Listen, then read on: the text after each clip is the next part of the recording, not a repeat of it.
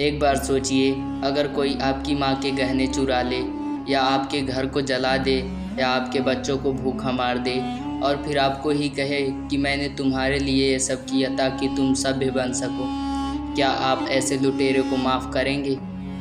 लेकिन अफसोस, हमने उन्हें ब्रिटिश एम्पायर कह दिया और अपने इतिहास को बस किताबों तक सीमित कर दिया। आज मैं आपको अंग्रेज़ों के राज की वो काली सच्चाई बताऊंगा जिसे शायद आपकी किताबों ने नहीं बताया। द हिडन लूट। साल था 1757, जब प्लासी की लड़ाई में सिर्फ बंदूकें ही नहीं चली बल्कि भारत की किस्मत भी बिक गई थी। अंग्रेज सिर्फ व्यापार करने आए थे, लेकिन उनके मन में पहले दिन ही एक मकसद था, भारत को बर्बाद करना और ख़ुद को अमीर बनाना। एक अंग्रेज अफसर ने चिट्ठी में लिखा था, भारत में जो दौलत है वो पूरे इंग्लैंड को अगले 200 सालों तक चला सकती है। और फिर क्या था, भारत का सोना, चांदी, हीरे सब के सब लंदन की सड़कों पर बिछ गए। डेविड एंड रूल, जहर जो आज भी है। लेकिन सिर्फ दौलत लूटना काफ़ी नहीं था, असली चालाकी थी भारतीयों को एक दूसरे से लड़वाना।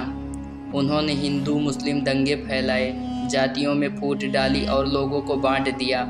आपको पता है, 1857 की क्रांति के बाद अंग्रेज़ों ने महसूस किया कि अगर भारतीय एक हो गए तो उनका राज खत्म हो जाएगा। तभी से उन्होंने हमारी एकता का सबसे बड़ा दुश्मन पैदा किया, डेविड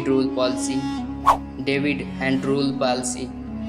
आज भी हम उसी जहर के असर में लड़ते हैं। सोचिए, 200 साल पहले डाली गई नफरत की आग आज भी जल रही है। भूख से मरते लोग, अमीर बनते अंग्रेज। साल 1943 बंगाल, यहाँ 30 लाख लोग भूख से मर गए। न खाना था, न दवाई, न मदद। और दूसरी तरफ इंग्लैंड में पार्टी चल रही थी। चर्चिल ने कहा था, अगर भारतीय मरते हैं तो मरने दो, ये उनकी नस्ल की गलती है। क्या ये इंसानियत है? नहीं, ये कड़वी हकीकत है। इतिहास ने अक्सर छुपा लिया। रेलवे देश के लिए नहीं, लूट के लिए।